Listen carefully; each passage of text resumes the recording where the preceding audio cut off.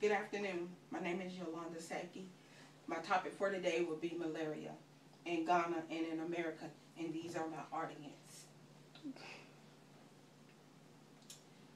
Malaria is a life-threatening disease caused by a parasite that is transmitted to humans by Anopheles mosquitoes. Malaria is also preventable and a treatable disease.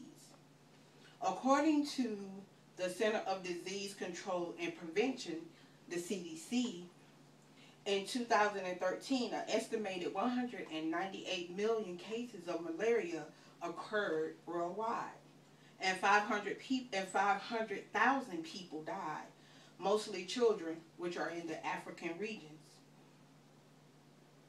Before visiting Ghana for the first time, I had to do a thorough examination with the doctor. I completed a series of tests and got immunized. I was also given a prescription for malaria, which I began to take a day prior to my flight and thereafter until a week thereafter, after returning to the United States. The doctors in the CDC stresses highly on preventions when entering into hot tropical climates where mosquitoes and muddy waters are so prevalent. As a traveler to Africa, I have witnessed the effects of this disease, when there is no medical attention, especially with children. This disease is brutal if not taken care of in the early stages.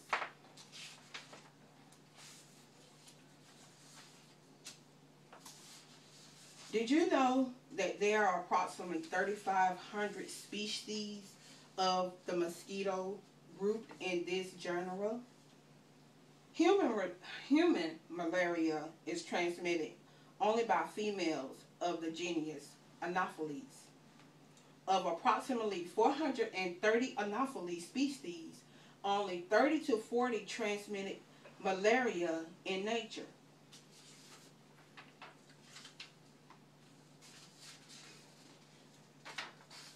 Understanding the biology and the behavior of the Anopheles mosquitoes can help us understand how malaria is transmitted and can aid in designing appropriate control strategies.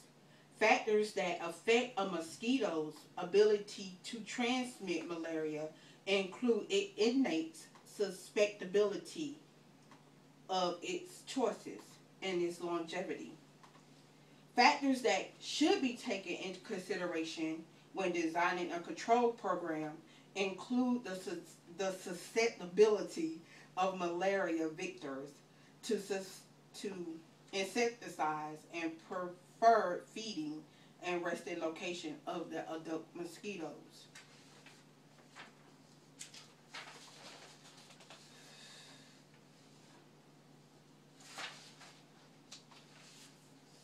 When we're talking about malaria, I also stated that it's a preventable disease. And it is highly found in women that are pregnant because it's like I said, it's a transmitted disease and it gets into your bloodstream. And malaria, according to the CDC, for the treatment of malaria infections in pregnant women is associated with the risk of both maternal and prenatal care. While the mechanism is poorly understood, pregnant women have a reduced immune response and therefore less likely clear malaria infections. In addition, malaria parasites sequester the replica in the placenta.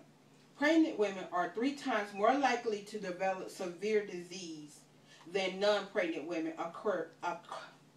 acquiring infections for the same area. Malaria infection during pregnancy can lead to miscarriage, premature delivery, low birth weight, congenital infections, and prenatal death. According to the U.S. label, medications are generally not indicated for use in pregnant women because there are no adequacies. well-controlled studies in pregnant women. However, for pregnant women diagnosed with uncomplicated malaria caused by this infection,